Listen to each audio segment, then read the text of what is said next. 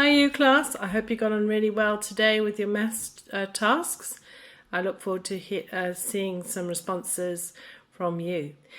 So today, Tuesday, the 31st of March, I have got a writing task for you. I hope you've been getting on with your quest narratives that you started in school. But this is a different writing task, and this time I'm using the resource of your home and the objects in your home.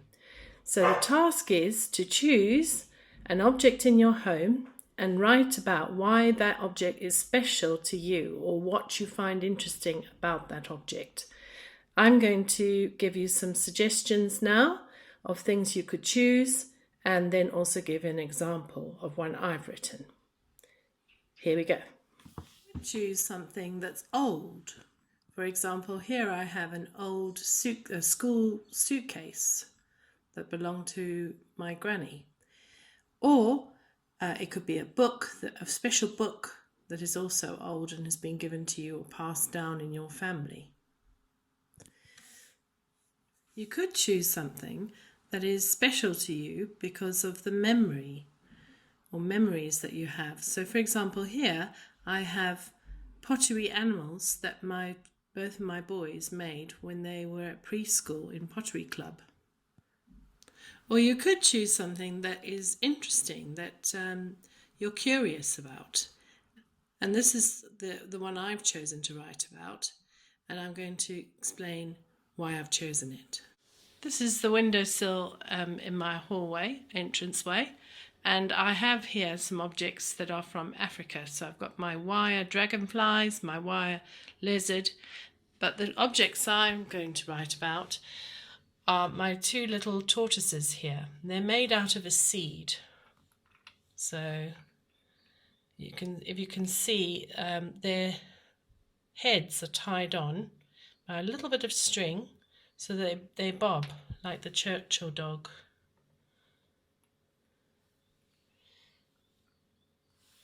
And so now I'm going to show an example of the kind of writing you could do. This is my explanation of why I have chosen the tortoises as my special object. My special object.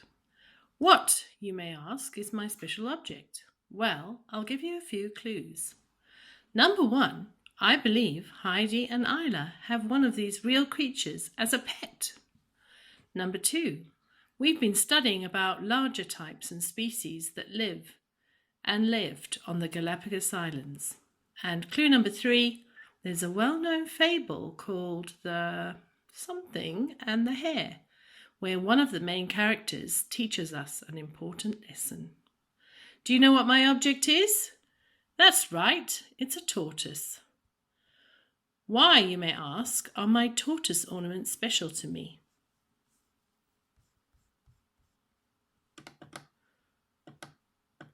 Firstly, they were a trio of tortoises given to me by my sister years ago when I lived in South Africa. They have a particular significance to me because they remind me of my African roots. A clever South African made them using the seeds of the red flowering gum tree. They hollowed out the seed, hand-painted it, and what is most remarkable to me, tied the little wooden head to a thread in the seed. How they managed that still makes me wonder. When there's a bit of breeze coming in the window, they bob their heads like miniature versions of Churchill dogs. Talking about breeze brings to mind something that happened in my old house. Remember I told you they were a trio of tortoises. There used to be a blue tortoise too, but unfortunately it met a tragic end. Wind swept the blue one off my windowsill and it landed on the carpet below. Jet the Destroyer was still a puppy, and he came across the blue tortoise and chewed it up, leaving only shards of the seed and the head behind. As I've been busy writing this, Jet has been up to his handiwork again. He's just unearthed a pot of spring bulbs. Oh no, what am I going to do with that dog? Hopefully my remaining tortoises will manage to survive and not suffer their brother's fate. I'd love to hear about your special object, and task C, as a challenge to you, will be to try and write a poem and choose the type of poem format that you'd like to do. That's all for today, and look out for tomorrow's task. Bye-bye.